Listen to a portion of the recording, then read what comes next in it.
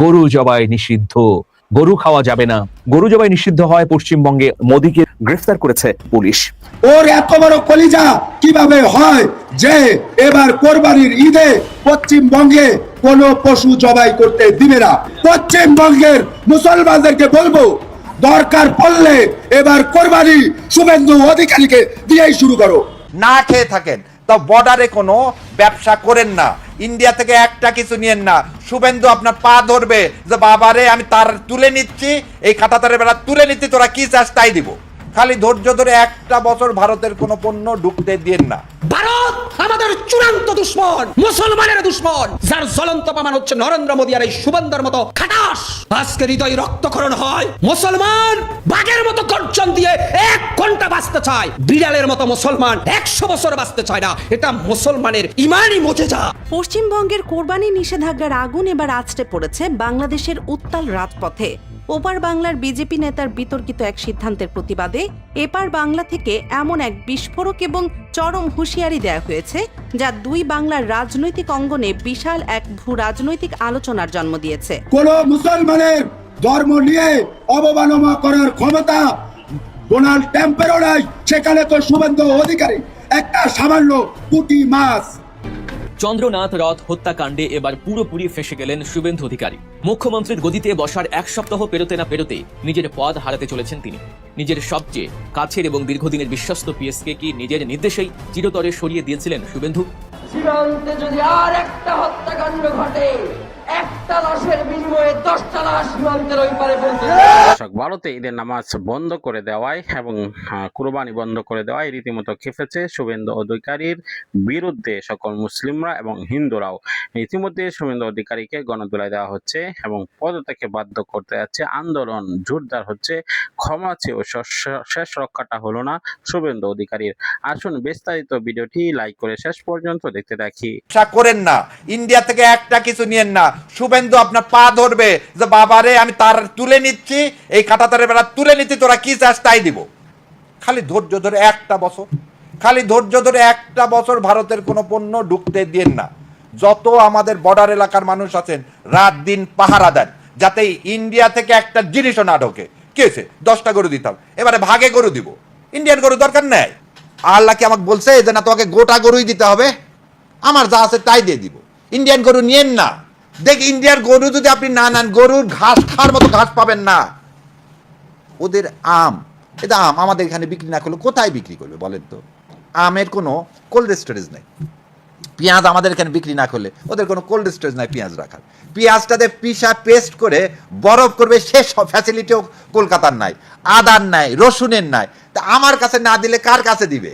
তখন আপনি বলেন শুভেন্দুকে, শুভেন্দু কাঁটাতারের বেড়া সরাও, না হলে আমি এগুলো কিছু নিব না। কলকাতার মানুষই এই শুভেন্দুই নিজের পার্টি চালাতে হবে না শুভেন্দুকে? দিল্লি টাকা দিবে? তাহলে এই আপনি যে পণ্যটা নিচ্ছেন ওখান থেকে চোরা কারবারির মাধ্যমে, সেই চোরা কারবারির টাকাটাই শুভেন্দুর পকেটে যাচ্ছে। সুতরাং চোরা কারবারিটা বন্ধ করেন। বিডিআরের ভাইদেরকে বলবো, আজকে যাদের নাম বিএসএফ, ভুলে যেন না আপনার ভাইদেরকেই, বিজিবির ভাইদের, আপনাদের ভাইদেরকেই, উত্তরসূরিদেরকেই সেদিন ইন্ডিয়া এসে হত্যা করে গেছে। সেই রক্ত এখন আপনাদের মধ্যে আছে। এই রক্তের বদলা নিতে শেখেন। সেই জন্যে ওই চোরা কারবারির টাকা দিলে টাকা নিয়েন না। একটা মশা মাছি পর্যন্ত বর্ডারের এপার আসতে দিয়েন না। আর একটা মানুষ যেটা মারা যায়, আপনি এই দেশকে ভালোবাসেন না? বিজিবি, আপনি এই দেশের সন্তান না? আপনার লাগে না যে আপনার সন্তানকে মেরে ফেলে দিচ্ছে পাখির মতো? সো আপনার বন্দুক আপনাকে কেন দেওয়া হয়েছে? আপনাকে বন্দুক কি কারণে দেওয়া হয়েছে?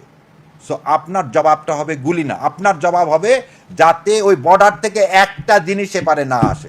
বাংলাদেশের যে কোম্পানি ইন্ডিয়ার সাথে ব্যবসা করে সে কোম্পানিকে বয়কট করার ডাক দেওয়া হোক।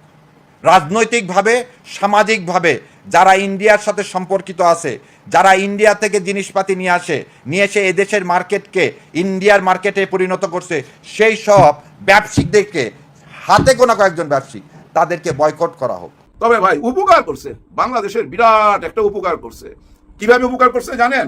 আপনি যখনই বলবেন জয় শ্রীরাম, তার এগেনস্টে আপনি কি স্লোগান দিবেন বলেন তো? জয় বাংলা, বাংলাদেশ জিন্দাবাদ। জমলো না।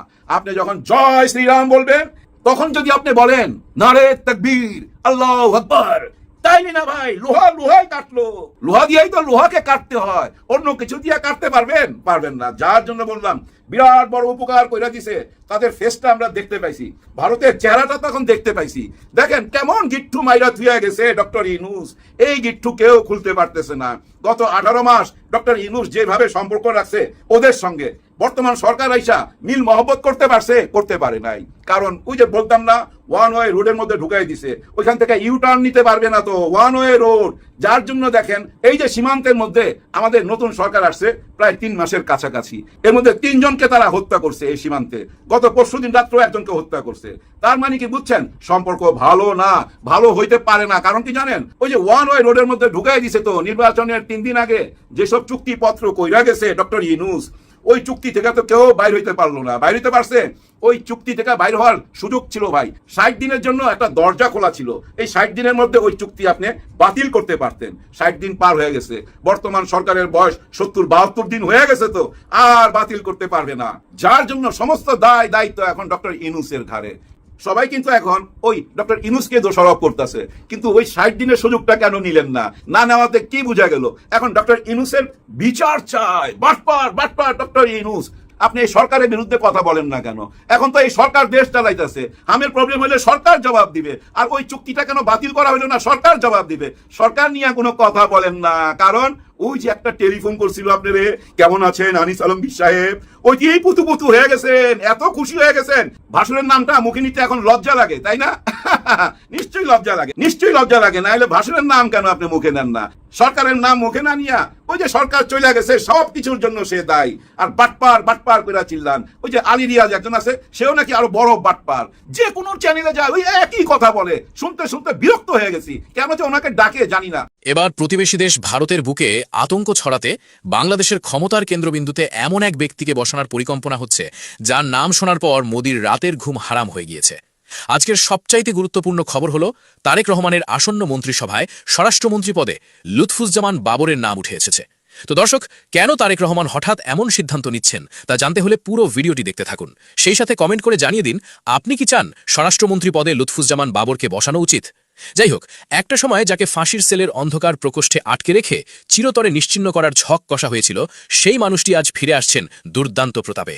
এটি হলো সরাসরি দিল্লির আধিপত্যের বুকে এক প্রলয়ঙ্কারী আঘাত।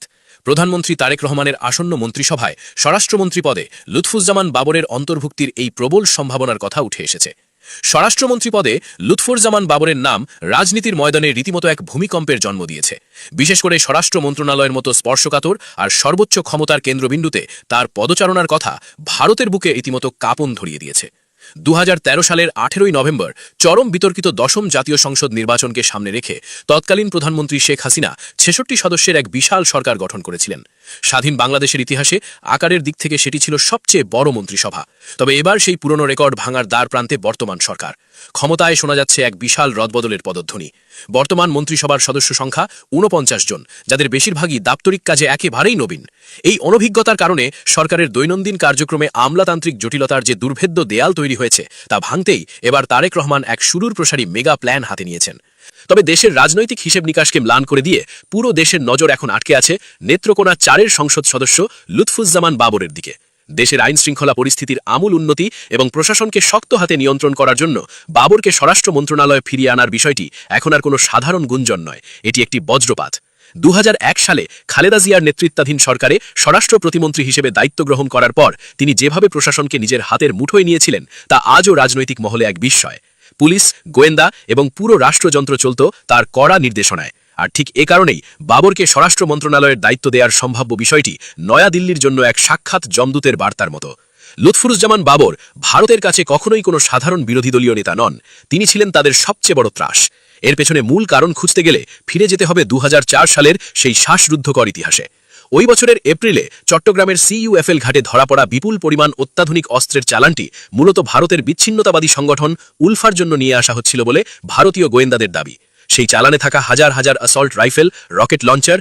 দর্শক, সম্পূর্ণ ভিডিওটি দেখলেন, বুঝতে পেরেছেন ভিডিওটি গুরুত্বপূর্ণ। আমরা ব্রেকিং নিউজ, আপডেট টপিক এবং তাজা খবর আপনাদের মাঝে পৌঁছে দেখি। অবশ্যই আমাদের চ্যানেলটিকে সাবস্ক্রাইব করে রাখলে নিত্য নতুন সকল আপডেট এবং ব্রেকিং নিউজগুলো সর্বপ্রথম আপনার কাছে পৌঁছে যাবে।